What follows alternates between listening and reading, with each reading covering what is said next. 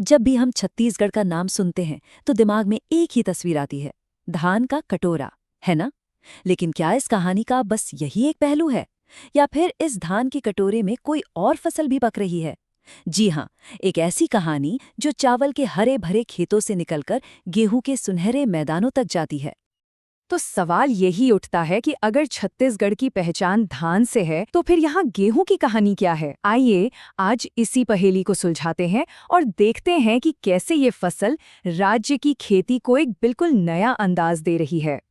सोचिए, धान की कटाई हो चुकी है, खेत खाली पड़े हैं, तो किसान क्या करें?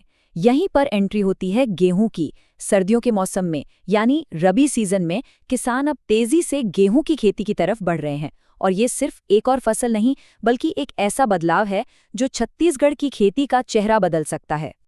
लेकिन ऐसा भी नहीं है कि गेहूं कहीं भी उग जाएगा। इसे एक खास तरह का माहौल, खास तरह की जमीन चाहिए होती है। तो चलिए सबसे पहले ये समझते हैं कि छत्तीसगढ़ में वो कौन सी जगहें हैं जहां गेहूं की फसल लहलहा सकती है। ये वो इलाके हैं, समझिए, जो छत्तीसगढ़ का मैदानी दिल है। रायपुर, बिलासपुर, राजनांदगांव, ये सब जिले गेहूं की खेती के नए गढ़ बन रहे हैं। क्यों? क्योंकि यहाँ की मिट्टी और सिंचाई की सुविधाएं गेहूं के लिए एकदम परफेक्ट हैं। गेहूं को आप कह सकते हैं थोड़ा ठंडा मौसम पसंद है। जब बीज बोया जाता है तब इसे 15 से 20 डिग्री की हल्की ठंड चाहिए। फिर जैसे जैसे पौधा बड़ा होता है तापमान 20 से 25 डिग्री तक चला जाए तो बढ़िया। और जब दाने पकने का समय आता है तो 25 से 30 डिग्री की गर्मी इसे सुनहरा बना देती है। मिट्टी तो किसी भी फसल की जान होती है और गेहूं के लिए छत्तीसगढ़ की दोमट या काली मिट्टी किसी वरदान से कम नहीं है। जानते हैं क्यों? क्योंकि ये मिट्टी पानी और पोषक तत्वों को अच्छी तरह पकड़कर रखती है, जिससे पौधे को लगातार ताकत मिलती रहती है।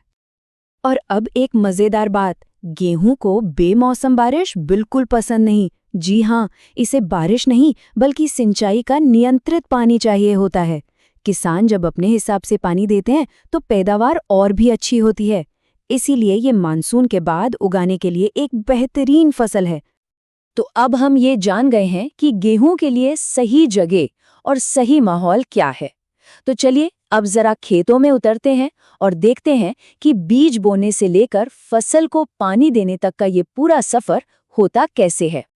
खेती में समय का खेल बहुत बड़ा होता है ना? गेहूं के मामले में तो ये बिल्कुल सच है। जैसे ही धान की फसल कटकर खेत से हटती है, नवंबर और दिसंबर, बस यही वो 2 महीने हैं जब गेहूं के बीज जमीन में बो दिए जाते हैं। यही सही समय एक अच्छी फसल की नींव रखता है। देखिए, एक अच्छी फसल का सारा राज सही बीज में छिपा होता है। छत्तीसगढ़ के किसान भी ये बात समझते हैं। वो GW273 जैसी किस्में चुनते हैं जिनसे पैदावार ज्यादा होती है, या फिर HD2967 जैसी किस्में जो बीमारियों से लड़ने में माहिर हैं। और अंदाजा लगाइए, 1 हेक्टेयर जमीन के लिए करीब 40 से 45 किलो बीज काफी होता है। गेहूं की प्यास को समझना बहुत जरूरी है। इसे बार बार नहीं बल्कि कुछ खास मौकों पर पानी चाहिए, बिल्कुल अमृत की तरह। पहली सिंचाई होती है बुवाई के करीब 3 हफ्ते बाद, उसके बाद गुड़ाई के समय, फिर जब बालियां निकलने लगती हैं और आखिर में जब दानों में दूध भर रहा होता है। बस यही एक भरपूर फसल का सीक्रेट है। लेकिन कहानी इतनी सीधी भी नहीं है। हर फसल की तरह गेहूं के रास्ते में भी कुछ चुनौतियां आती हैं। तो चलिए देखते हैं कि गेहूं की फसल को किन खतरों से जूझना पड़ता है, और अगर सब ठीक रहा तो किसानों को इनाम क्या मिलता है। गेहूं के 2 सबसे बड़े दुश्मन हैं रोग और कीट। रतुआ और कंडुआ जैसे रोग फसल को अंदर से कमजोर कर देते हैं, तो वही थ्रिप्स और माहू जैसे कीट उसे बाहर से खा जाते हैं। इसीलिए रोग प्रतिरोधी बीज चुनना और खेतों की साफ सफाई रखना किसानों के लिए सबसे जरूरी कामों में से एक हो जाता है। और जब किसान इन सभी चुनौतियों को पार कर लेता है तो नतीजा आंखों के सामने होता है। जहां सामान्य तरीकों से 1 हेक्टेयर में 30 से 35 क्विंटल गेहूं होता है, वहीं थोड़ी मेहनत और सही तकनीक से ये आंकड़ा 40 से 45 क्विंटल तक पहुंच जाता है। ये जो अंतर है ना, यही किसान की मेहनत का असली फल है। फसल पक गई, कट गई, बिक भी गई, लेकिन सबसे जरूरी सवाल, इससे किसान को क्या मिला? आइए अब ये समझते हैं कि गेहूं की खेती सिर्फ खेत ही नहीं बल्कि किसानों की जिंदगी को कैसे बेहतर बना रही है। ये जो गेहूं है ना, ये सिर्फ एक अनाज नहीं है, ये हमारी आपकी थाली का एक बहुत ज़रूरी हिस्सा है।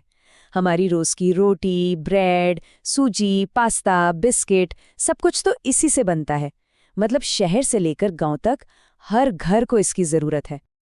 तो कुल मिला के देखें तो ये किसानों के लिए हर तरह से फायदे का सौदा है। धान के बाद जो खेत खाली पड़े रहते थे उनका इस्तेमाल हो जाता है, लागत कम लगती है और मुनाफा अच्छा मिलता है।